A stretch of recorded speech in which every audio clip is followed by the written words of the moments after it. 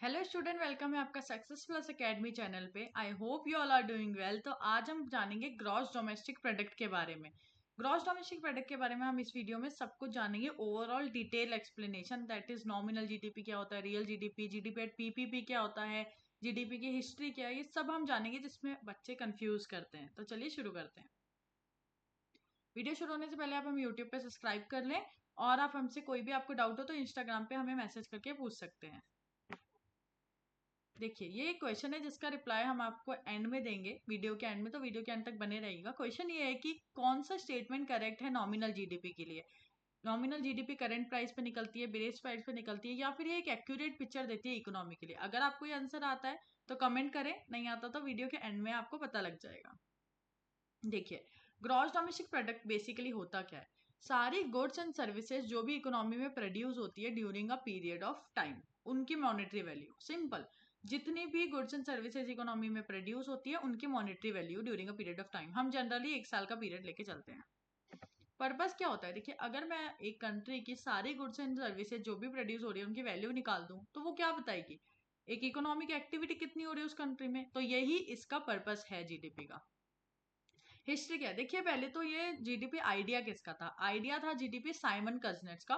ठीक है, इनका आइडिया था ये 1937 में, जब great depression world war two के बाद साइमन कजनेट ने 1937 में एक रिपोर्ट निकाली, नेशनल इनकम 1929 टू 35। ये इन्होंने एक रिपोर्ट निकाली। इनमें इन्होंने लिखा कि his idea is to capture all economic production by individual companies and government. मतलब जितना भी इकोनॉमिक प्रोडक्शन कर रही हैं इंडिविजुअल कंपनीज और गवर्नमेंट, उन सबको हमें एक सिंगल मेजर में रिकॉर्ड करना।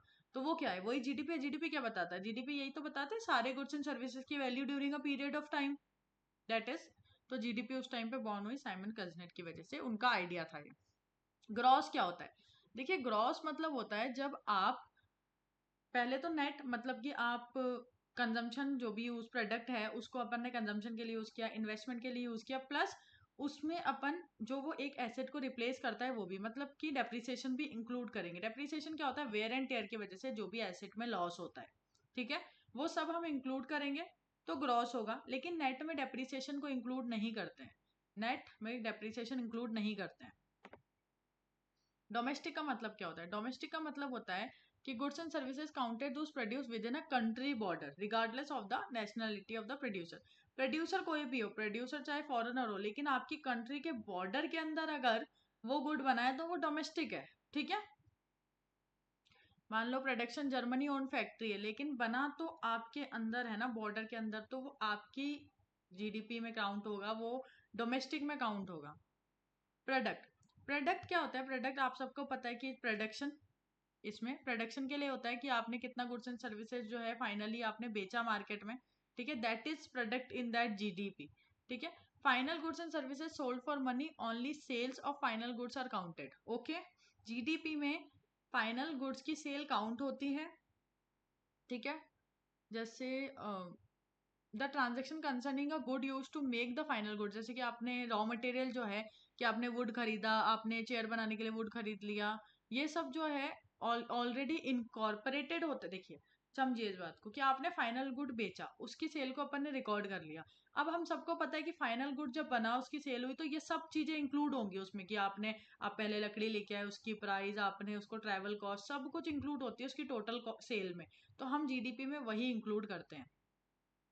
अब क्या इंक्लूड नहीं होता जीडीपी में, जीडीपी में अनपेड वर्कर इंक्लूड नहीं होते, जैसे कि घर में जो काम कर रहे हैं अपन, मम्मी काम करती है, ये सब जीडीपी में इंक्लूड नहीं होता। आपने कोई मन से ही किसी के लिए काम कर दिया, ये इंक्लूड नहीं होता। ठीक है, ऐसे गुड्स जो सेल हुए ही नहीं मार्केट प्लेस पे। ठीक है, बार्टर गुड्स, जैसे कि मैंने आपको मैंने एक पेंसिल दी और आपने रिटर्न में मुझे एक पेन दे दिया, बस कुछ पैसा नहीं लगा, कोई कैश ट्रांजेक्शन नहीं हुआ, कोई ट्रांजेक्शन नहीं हुआ इसमें। तो ऐसे गुड्स जो बार्टरली हम एक्सचेंज कर लें। Black market, illegal activity, transfer payment. Transfer payment मतलब जैसे मैंने आपको गिफ्ट दिया और मैं आपसे रिटर्न में कुछ नहीं चाह रही, गिफ्ट्स वगैरह is one sided payment, transfer payment में आती है, तो ये भी इंक्लूड नहीं होती जीडीपी में। गुड्स की सेल्स ऑफ यूज गुड, जो हम पहले यूज कर चुके हैं, सेकंड हैंड गुड की सेल भी जीडीपी में इंक्लूड नहीं होती। इंटरमीडिएट गुड्स भी इंक्लूड नहीं होते, क्योंकि हम ये मानते हैं कि जो रॉ मटेरियल इंटरमीडिएट गुड हमने यूज किया वो फाइनल गुड में ऐड हो चुके हैं, तो ये सब इंक्लूड नहीं होता जीडीपी में। ठीक है। अब देखिए दो कंसेप्ट है जिसमें बच्चे बहुत कंफ्यूज करते हैं, nominal GDP and real GDP. Nominal GDP जो है वो करंट प्राइस के बेसिस पे निकलती है और रियल जीडीपी जो है एक बेस प्राइस के बेसिस पे निकलती है। ओके, देखिए नॉमिनल जीडीपी से रियल जीडीपी हमेशा कम रहेगी। आप ये देख सकते हैं, ये वाला रियल जीडीपी का ग्राफ है, ये हमेशा कम रहता है। ऐसा क्यों होता है ये हम आगे देखते हैं। देखिए एक एग्जांपल से समझेंगे हम। नॉमिनल जीडीपी का मतलब हम नॉमिनल में निकालते हैं प्राइस इनटू क्वांटिटी। प्राइस कौन सा है, current price. Price into quantity हमने मल्टीप्लाई किया। 2019 में हमने 40 पेन और 30 पेंसिल प्रोड्यूस की। ठीक है, ध्यान से सुनिएगा, 40 पेन और 3 पेंसिल हमने प्रोड्यूस की 2019 में। एक पेन की प्राइस थी 10 रुपए और एक पेंसिल की प्राइस थी 20 रुपए। हमने इसको मल्टीप्लाई किया price into quantity, price into quantity, ये हमने किया तो 1000 रुपीज। मतलब हमने जीडीपी में 2019 में, ऐसे तो इकोनॉमी में बहुत से गुड्स होते हैं लेकिन हमने इसको सिंप्लीफाई करने के लिए दो ही गुड्स लिए। अब मान लीजिए 1000 रुपए आपने ऐड किए जीडीपी, मतलब 2019 में हमारी कंट्री ने 1000 रुपए जीडीपी में ऐड किए। ठीक है, ये बात हो गई नॉमिनल जीडीपी के हिसाब से।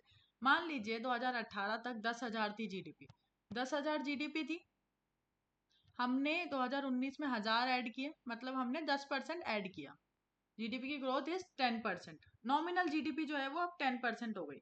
नॉर्मल सी बात है, इस साल 2019 के जो प्राइस थे और 2019 में जो क्वांटिटी प्रोड्यूस हुई, मल्टीप्लाई किया प्लस किया, अपना नॉमिनल जीडीपी निकल गया। अब सुनिएगा रियल जीडीपी।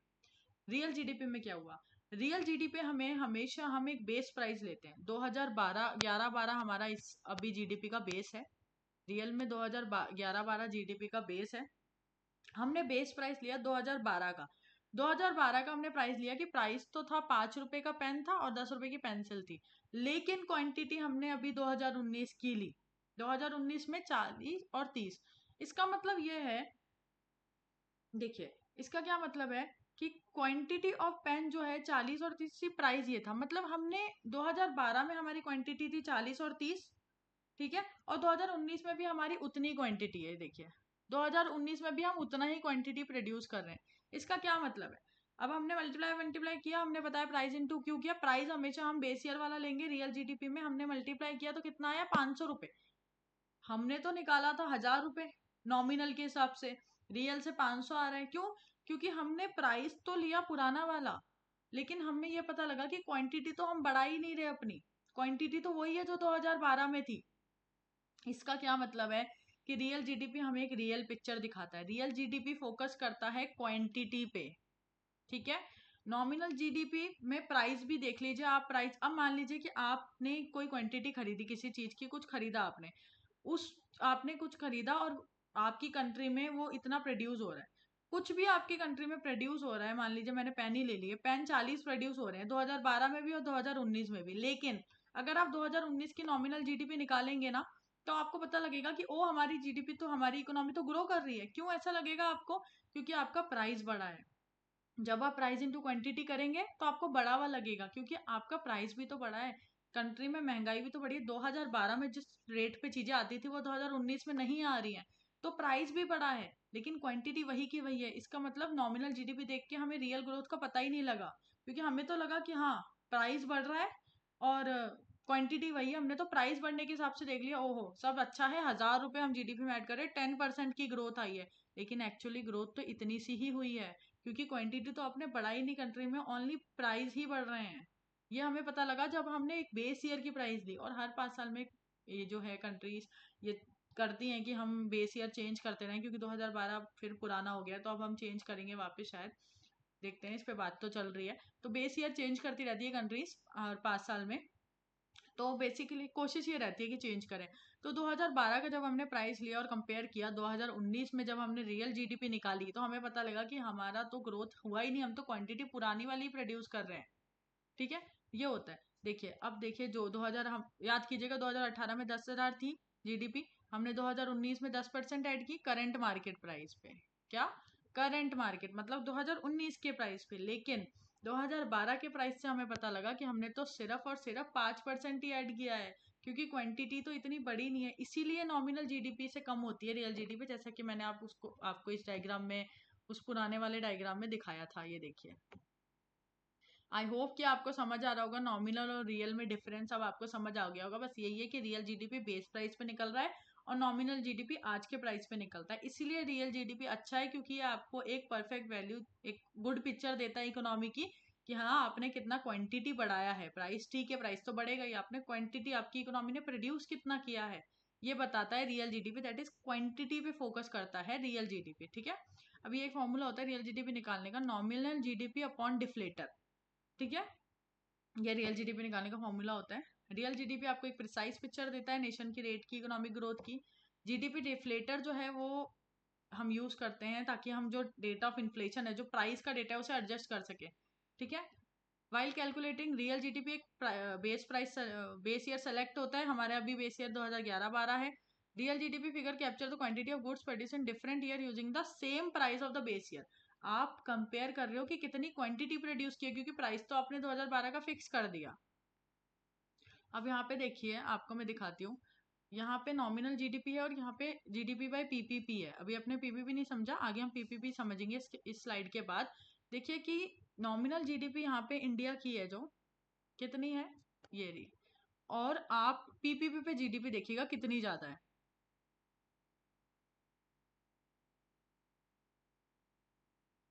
ये रही। तो देखिए, आप अब देखिएगा, आप डिफरेंस देखिए, जस्ट सी द डिफरेंस कि पीपीपी में कितनी ज्यादा जीडीपी बता रहा है। ऐसा क्यों होता है, ऐसा क्या है, परचेजिंग पावर पैरिटी, ये हम आगे समझते हैं। देखिए, पीपीपी ही होता है purchasing power parity. Purchasing power parity का मतलब होता है कि आपकी क्षमता कितनी है, आपकी कैपेसिटी कितनी है खरीदने की। ठीक है, नॉमिनल जीडीपी जो है, अब आप ध्यान से समझिएगा, नॉमिनल जीडीपी जो है और एक जीडीपी एट पीपीपी, इन दोनों में डिफरेंस समझ के हम कोशिश करेंगे पीपीपी को समझने की। देखिए, जब भी जीडीपी निकलता है तो हम रुपीस में निकालते हैं, लेकिन हमें दूसरी कंट्री से कंपेयर करने के लिए, उस चीज को दूसरी कंट्री से कंपेयर करने के लिए हमें उसको डॉलर में कन्वर्ट करना पड़ेगा। एक किसी करेंसी में तो कंपेयर करना ही पड़ेगा ना, कि हम एक करेंसी में अगर करेंगे तो हम सारी कंट्री से कंपेयर कर सकते हैं। तो वैसे ओवरऑल ग्लोबली डॉलर को माना गया है, हम सब लोग अपनी जीडीपी डॉलर में कंपेयर करो और डॉलर में कन्वर्ट करो और कंपेयर करो। अब डॉलर में कन्वर्ट करनी है, डॉलर में कन्वर्ट करने के लिए अपने पास दो तरीके हैं, या तो अपन नॉमिनल जीडीपी से कर लें या फिर अपन पीपीपी से करें। अब दोनों में क्या डिफरेंस है समझते हैं। देखिए, मान लीजिए कि आपने नॉमिनल जीडीपी पे कन्वर्ट किया, मतलब आपने जीडीपी निकाली और उसे कन्वर्ट करने के लिए आपने नॉमिनल मेथड यूज किया, जिसमें हम एक्सचेंज रेट वही लेंगे जो मार्केट की चल रही है। मान लीजिए $1 इज इक्वल्स टू 70 रुपीज है। ठीक है, ओके। अब अगर हम नॉमिनल पे निकाल रहे हैं तो हम क्या करेंगे कि एक कॉफी जो इंडिया में एक्सचेंज रेट हमने मानी $70, तो जैसे कि देखिए, एक कॉफी है इंडिया में 20 रुपए की और यूएस में वो $1 की है। ठीक है, तो अगर हम नॉमिनल से लेंगे तो हम $1 इक्वल्स टू 70 लेके ही चलेंगे। ठीक है, लेकिन अगर हम पीपीपी से लेंगे तो एक कॉफी इंडिया में 20 रुपए की और यूएस में वो $1 की है, तो हम $1 इक्वल्स टू 20 रुपीज लेंगे। ये बेसिक डिफरेंस है कि हम पीपीपी एक्सचेंज रेट यूज करते हैं जीडीपी एट पीपीपी में, और मार्केट एक्सचेंज रेट यूज करते हैं नॉमिनल जीडीपी में कन्वर्ट करने के लिए। समझ में आ गया कि अगर हम नॉमिनल जीडीपी में ले रहे हैं तो हम मार्केट एक्सचेंज रेट लेंगे, और अगर हम पीपीपी में ले रहे हैं तो हम जो एक्सचेंज रेट जनरली है वो लेंगे, क्योंकि पीपीपी ये देखता है कि आपका स्टैंडर्ड ऑफ लिविंग क्या है। भाई, इस कंट्री में स्टैंडर्ड ऑफ लिविंग क्या होगा। आज मैं एक कॉफी मान लीजिए $1 के हिसाब से चल रहे हैं, जो आज मैं यहाँ पे $1000 कमा के जी सकती हूँ, अगर मैं इंडिया में जी रही हूँ $1000 कमा के, तो मैं बहुत लग्जरियस लाइफ जी सकती हूँ। लेकिन अगर वही डॉलर में यूएस में कमा रही हूँ तो मैं इतना लग्जरियस लाइफ नहीं जी सकती। That's not enough in US, because वहाँ पे चीजें भी तो उतनी महंगी है, वहाँ का स्टैंडर्ड ऑफ लिविंग ही तो इतना हाई है, कॉस्ट ऑफ लिविंग जो है वो हाई है। इसलिए इंडिया की पीपीपी हमेशा हाई रहती है। क्यों? क्योंकि इंडिया का कॉस्ट ऑफ लिविंग बहुत कम है।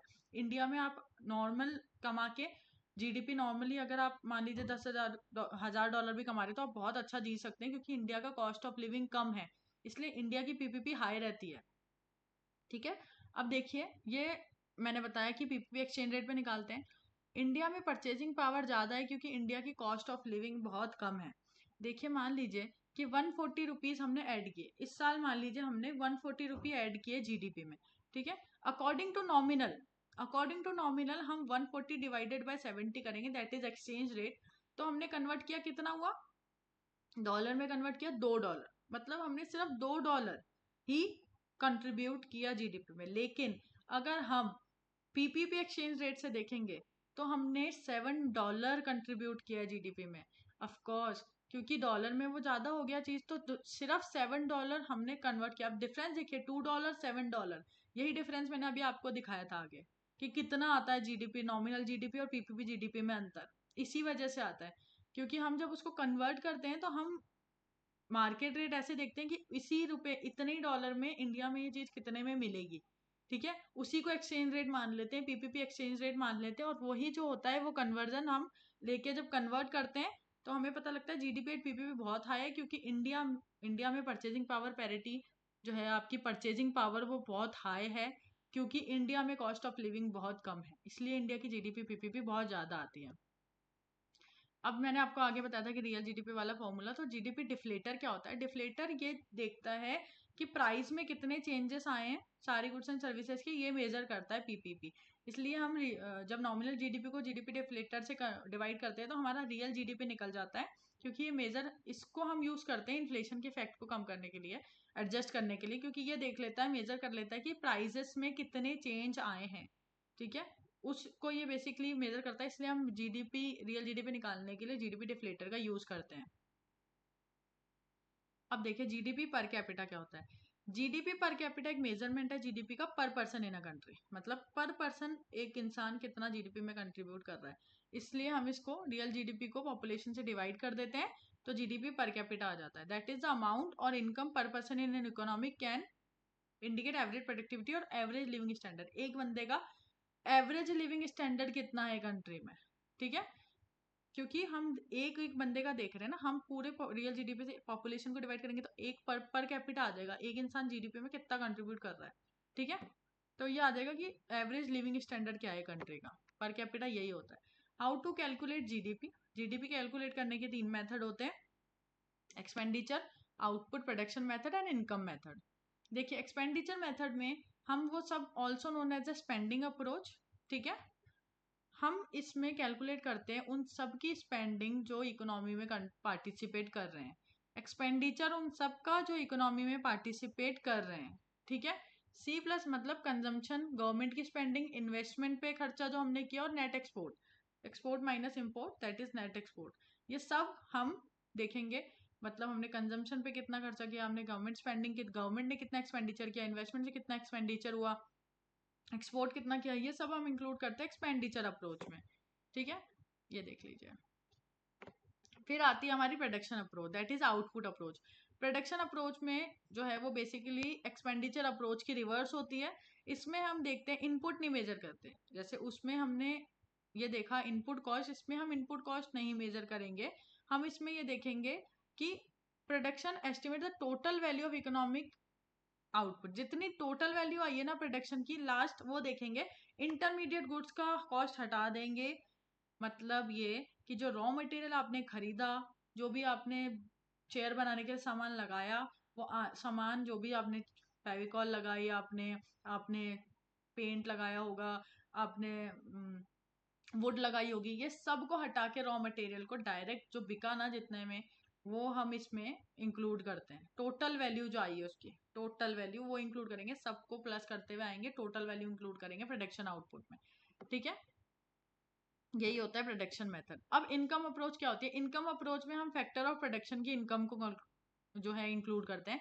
Income approach calculate the income earn by all the factor of production. Factor of production कौन कौन से होते हैं? Land, labour, capital and entrepreneur, ठीक है। लैंड, लेबर को क्या मिलती है? वेजेस, वेजेस इंक्लूड करेंगे। रेंट जो लैंड पे अर्न करते हैं वो इंक्लूड करेंगे। कैपिटल पे रिटर्न इंक्लूड करेंगे और प्रॉफिट इंक्लूड करेंगे, ठीक है। ये सब इंक्लूड करते हैं इनकम अप्रोच में। अब देखिए जीडीपी के कुछ एडजस्टमेंट समझिए। जीडीपी में टाइम टू टाइम बहुत सारे एडजस्टमेंट्स हुए।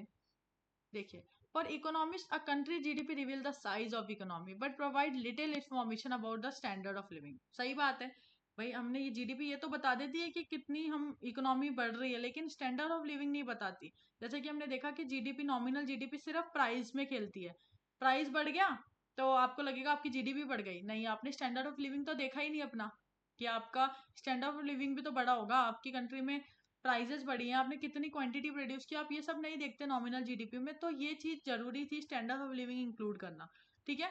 जैसे कि मान लीजिए नॉमिनल जीडीपी जब आपने चाइना की इंक्लूड करी, हम क्या करते हैं अलग अलग कंट्रीज की इकोनॉमी को हम कंपेयर करते हैं, जीडीपी को, अलग अलग कंट्री की जीडीपी को जब हम कंपेयर करेंगे तो हमें ऐसे नहीं है, हमने स्टैंडर्ड ऑफ लिविंग तो देखना ही पड़ेगा। अब जो काम मैं चाइना में कर रही हूँ वही काम मैं इंडिया में अगर कर रही हूँ तो दोनों में डिफरेंस आएगा। देखिए नॉमिनल जीडीपी जो चाइना की है वो जीडीपी ऑफ आयरलैंड उससे कंपेयर कर रहे हैं तो क्या फायदा हुआ, उसको कोई मीनिंग नहीं है ना, क्योंकि चाइना में जो है वो पॉपुलेशन आयरलैंड से 300 टाइम्स ज्यादा है, पॉपुलेशन भी तो बड़ी है। अगर तुम जो गुड्स, जितने गुड्स आयरलैंड में प्रोड्यूस कर रहे हो उतने ही चाइना में प्रोड्यूस कर रहे हो, कोई मतलब नहीं है, चाइना की पॉपुलेशन भी तो ज्यादा है, ये चीज। तो इसीलिए हम ये देखते हैं जब कंपेयर करते हैं तो हमें स्टैंडर्ड ऑफ लिविंग भी देखना पड़ता है कि वहां पे लोगों का स्टैंडर्ड ऑफ लिविंग क्या है दूसरी कंट्री में। तो नॉमिनल जीडीपी इसलिए थोड़ा वीक वीक है। अब हम आगे बढ़ते हैं, फिर हमने सोचा कि भाई इस प्रॉब्लम को सॉल्व करने के लिए हम लाए जीडीपी पर कैपिटा, कि हम क्या करेंगे टोटल कंट्री की जीडीपी से पॉपुलेशन को डिवाइड करेंगे। भाई पॉपुलेशन की प्रॉब्लम आ रही थी पहले कि दोनों में पॉपुलेशन अलग है तो जीडीपी कंपेयर नहीं कर सकते, तो हमने सोचा चलो कोई बात नहीं जीडीपी पर कैपिटा निकालेंगे, मतलब हम पॉपुलेशन से डिवाइड कर देंगे, फिर तो एक एक बंदे की आ जाएगी। चलो ये भी अच्छा है। फिर भी ये कुछ इम्परफेक्शन थे इसमें क्योंकि आप नहीं कर सकते इतना। तो चाइना जैसे मान लीजिए चाइना की जीडीपी जो है $1500 है, लेकिन आयरलैंड की जीडीपी है वो $15,000 है। इसका ये मतलब थोड़ी है कि हर जो आयरिश पर्सन होगा, जो आयरलैंड का बंदा है, वो 10 टाइम बेटर होगा चाइना के इंसानों से, ऐसा तो कुछ नहीं हो रहा। जीडीपी पर कैपिटा जो है इसका मतलब ये नहीं बताती कि आप कंट्री में कितने एक्सपेंसिव है कंट्री में चीजें। अब मान लीजिए कि आयरलैंड में आयरलैंड की जीडीपी है और इसकी जीडीपी है चाइना की, इसका ये मतलब हमने देखा कि इसका ये मतलब नहीं है कि हर चाइना का इंसान जो है वो आयरिश इंसान से 10% ज्यादा अच्छा होगा, 10 टाइम ज्यादा अच्छा होगा, नहीं। चाइना में चीजें एक्सपेंसिव भी तो हैं, चाइना में चीजें उतनी एक्सपेंसिव हैं, सीधी बात है। अगर चाइना के इंसान जो है वो थोड़ा ज्यादा कमा रहे हैं आयरलैंड वालों से, लेकिन ये भी तो देखो कि चाइना में महंगाई भी तो उतनी है, आयरलैंड में महंगाई भी कम है, तो उनको उतने में अच्छा रहता है जितना वो कमा रहे हैं आयरलैंड वाले, उतने में वो बहुत अच्छी लाइफ जी रहे हैं। लेकिन ये जरूरी नहीं है कि उससे 10 टाइम ज्यादा कमा के चाइना वाले अच्छी लाइफ जी रहे हो, नहीं ऐसा जरूरी नहीं है, चाइना में एक्सपेंसेस भी तो ज्यादा हैं। अब ये प्रॉब्लम आ गई कि भाई एक्सपेंसेस ज्यादा है, तो हमने देखा हम परचेजिंग पावर पैरिटी यूज करेंगे। क्यों? इससे क्या हुआ, हम ये देखते हैं कि एक्सचेंज रेट पे देख लेते हैं, जो जैसे कि मैंने आपको समझाया था कि $1 equals to 20 rupees if one coffee in US is $1 and one coffee in India is 20 rupees. तो एक्सचेंज रेट मानेंगे $1 इक्वल्स टू 20 रुपीज। ये वाली प्रॉब्लम खत्म कर देती है कि हाँ हमारे यहाँ पे ज्यादा एक्सपेंसिव, यूएस में ज्यादा एक्सपेंसिव है, इंडिया में तो कम एक्सपेंसिव है, ये प्रॉब्लम पीपीपी खत्म कर देता है। क्यों? क्योंकि स्टैंडर्ड ऑफ लिविंग इंक्लूड कर लिया ना इसने, अपने कॉस्ट ऑफ लिविंग इंक्लूड कर लिया कि भाई यहाँ पे जीने का खर्चा कम है और वहां पे जीने का खर्चा ज्यादा है, तो हमने $1 इक्वल्स टू 20 रुपीज मान लिया, सेम लिया है, हम कंपैरिजन सेम कर दिया। अगर $1 की कॉफी इधर उधर यूएस में मिल रही है, इधर 20 रुपए की, तो $1 इक्वल्स टू 20 रुपए मान के चलेंगे। वैसे नहीं मानेंगे कि $1 इक्वल टू 70 रुपीज ही रहेगा, नहीं, इतना ही मान के चलेंगे। एक जनरल एग्जाम्पल है, ब्रॉड पैमाने पे देखोगे तो ऐसा होता है, लेकिन ब्रॉड पैमाने पे ये करना बहुत हार्ड है। आप इतने सारे गुड्स एंड सर्विसेज की वैल्यू इक्वेट नहीं कर सकते। यहाँ तो $1 और 20 रुपीज की कॉफी की बात थी, इसीलिए हम परचेजिंग पावर पैरिटी को यूज नहीं करते। जीडीपी पीपीपी को हम बहुत कम यूज करते हैं कंपैरिजन के लिए, क्योंकि ये बहुत हार्ड और बहुत डिफिकल्ट है निकालना इसको। ठीक है, रियल जीडीपी सबसे सही रहता है, और वैसे नॉमिनल जीडीपी भी सही है, नॉमिनल जीडीपी भी हम यूज करते हैं अगर हमें कंपैरिजन करना हो तो, और रियल जीडीपी भी सही रहता है। ठीक है, ये सब कुछ हम यूज करते हैं, इसलिए जब परचेजिंग पावर पैरिटी हमें हार्ड लगा कि नहीं निकाल सकते, तो हम रियल पर कैपिटा जीडीपी पे आए, जो कि परचेजिंग पावर पैरिटी की प्रॉब्लम को सही कर रहा था। क्योंकि अब देखिए an individual in Ireland might earn 1 lakh a year while an individual in China 50,000 a year in nominal term. Nominal term में जो चाइना इंडिविजुअल आयरलैंड में अर्न कर रहा है और जो चाइना में, इसका मतलब नॉमिनल टर्म में तो आयरलैंड बहुत अच्छा जा रहा है, चाइना से भी अच्छा है, लेकिन आपने ये तो सोचा ही नहीं कि चाइना में जो आयरलैंड में है वो चीजें कितनी महंगी हैं, चाइना कितना महंगा है आयरलैंड से। ये जो कंपैरिजन थे, देखिए अब देखिए, another item cost 3 time as much in Ireland than in China, however then the worker in China has a high real income.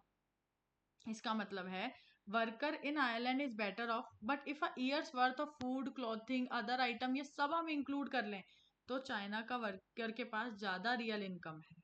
ठीक है, इसलिए हम real capita GDP, real GDP को इंक्लूड करते हैं, क्योंकि हमने अभी आगे सीखा था कि रियल जीडीपी अच्छा रहता है कैलकुलेट करने के लिए रेदर देन नॉमिनल, क्योंकि वो एक ट्रू पिक्चर आपको दिखाता है, क्वांटिटी भी दिखाता है कि आप कितनी प्रोड्यूस कर रहे हो। ठीक है, जैसे कि एग्जांपल आपको सब क्लियर कर देगा। हमने इतनी सारी चीजें सीखी, कंफ्यूज नहीं होना है, बहुत सिंपल सी चीजें। 1 लाख ईयर कमाता है आयरलैंड का worker, while individual in China might earn 50,000 year. तो नॉमिनल टर्म में आयरलैंड बेटर ऑफ है, सही बात है, लेकिन ये भी तो है अगर हम उसमें वर्थ ऑफ फूड, क्लोथिंग ये सब ऐड करें तो चाइना के इंसान के पास रियल इनकम ज़्यादा है।